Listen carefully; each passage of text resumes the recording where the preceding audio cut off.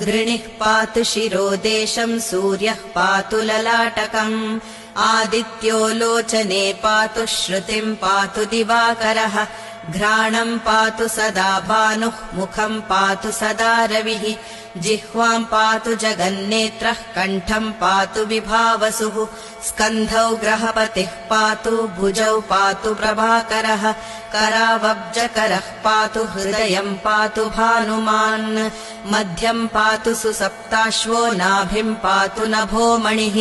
द्वादशात्मा कटिम् पातु सविता पातु सक्तिनी ऊरू पातु सुरश्रेष्ठो जानुनी पातु भास्करः